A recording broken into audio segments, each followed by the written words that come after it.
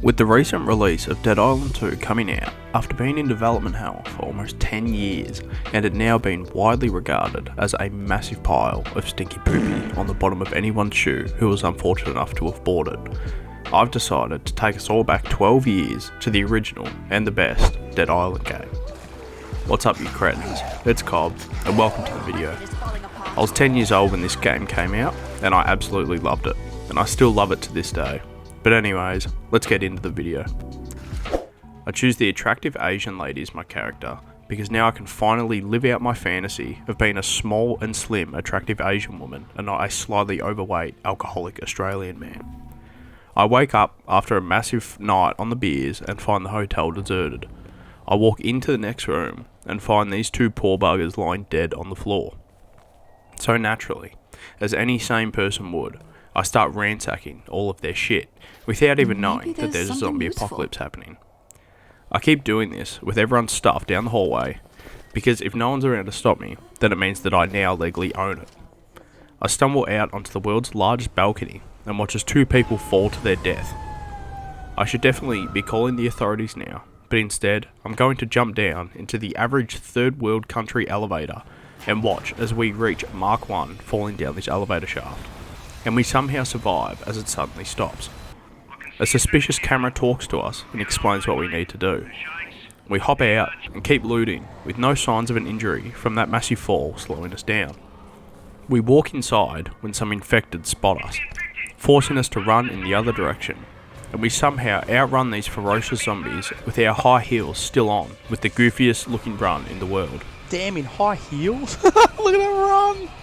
Nonetheless, Supreme Asian Lady takes the W and then gets bum rushed by a zombie that for whatever reason decides to only punch us once and then leave us alone.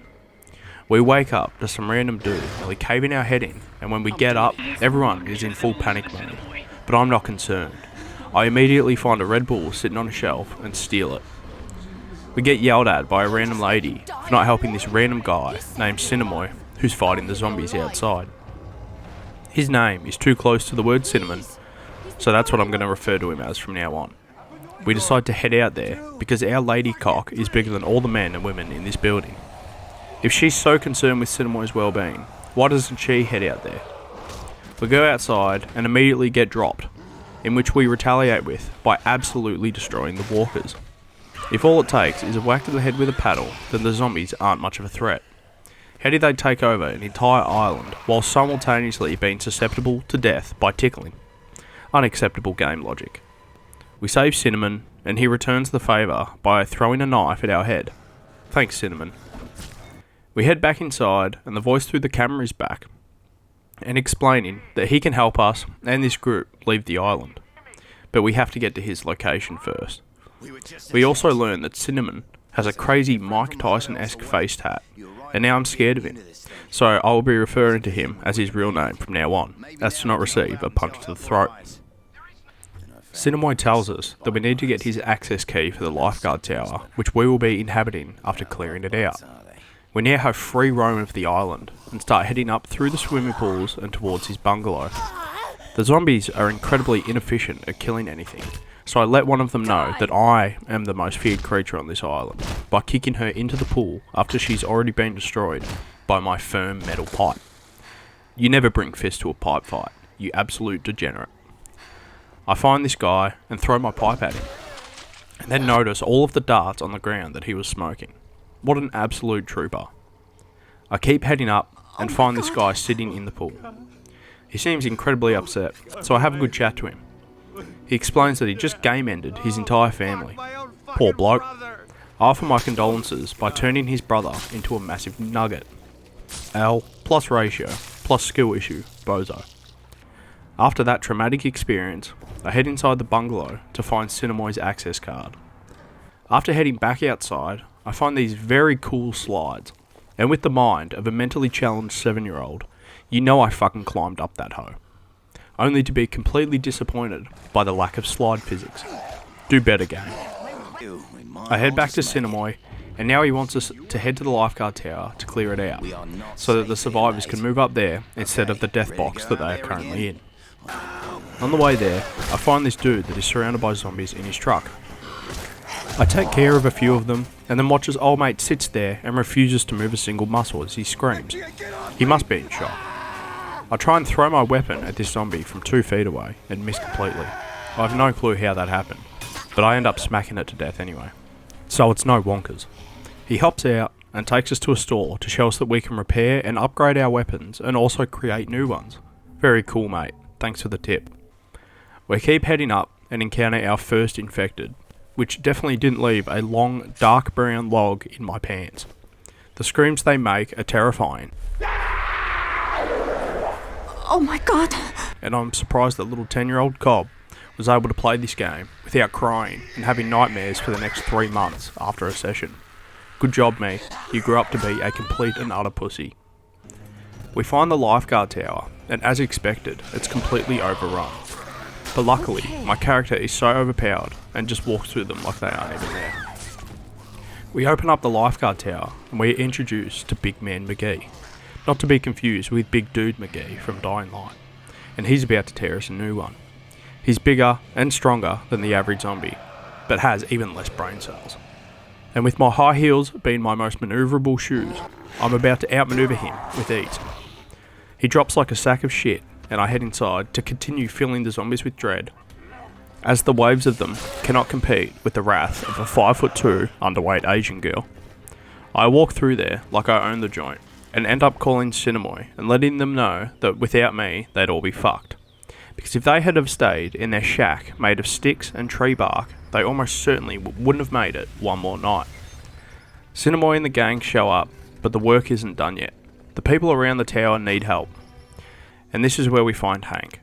I give him a seizure with my flashlight, and he tells us that the truck that Cinemoy just drove in needs new spark plugs or it won't drive anymore. So I head out to look for the parts from various cars. I find the first truck and pull off a random pipe going from the headlight to the fender. Now I'm no mechanic, but that pipe does literally nothing, and it definitely isn't a spark plug. I don't know how Hank is going to fix the car with these 4 random pipes, but I shall continue on my journey. I head for the next trucks and grab all of the parts. Heading back to Hank, he says he will get this bitch running. No need to call the truck a bitch. Maybe it has feelings and you just offended it. He also just stands there after this, like a lost puppy. You are absolutely useless, Hank. With that done, I head inside to help some more people, and I find Jack, the doctor who wanted to turn my face into a soup bowl, and he says that he needs to get into the room for medical supplies, or random NPC number 27 isn't going to make it. I pull a cheeky little prank on him and say no, only to just immediately turn around and say yes. He doesn't find it funny, but I don't find it funny that he's making a tiny woman do his physical bidding, especially kicking down a fucking door. Stop being a manlet and open it yourself, you walking, talking sponge of a human. There's a couple of zombies inside, but they prove to be as much of a threat as putting your shoes on in the morning. He thanks me, and I thank him for his service by attacking his patient and making his job just a little bit harder. Do your own work, Jack, you fucking flop. Next up, I find Max, who tells us that this lady is worried about her husband and that we should go looking for him. Yes. I accept the quest and start heading there, only to realise that it's about 8 business days away from my current location, so I decide to avoid it for now. If Kelly's husband is alive, I'm sure he can stay alive for a little bit longer, while I wait for Hank to get off his ass and fix the car. I decide to do some exploring around the beach and walk around a couple of the bungalows, and I must say, if this was a real place and there weren't zombies seeping out of every toilet and bedroom, I'd love to go on a holiday here. It looks very cosy and friendly. I head back to the lifeguard tower, and Hank's bloody gone and done it. Using nothing but 4 random 90-degree pipes, he's changed all of the spark plugs, and now it's running like a dream. Good on you, Hank. We head out to look for Kelly's husband, and end up finding another little cluster of people. One of them recognises us somehow, and tells us to go see James. Sure thing, random man. I head up and talk to James, and he just tells us that he could use our help. I tell him to get fucked, and head back downstairs to look for Kelly's husband.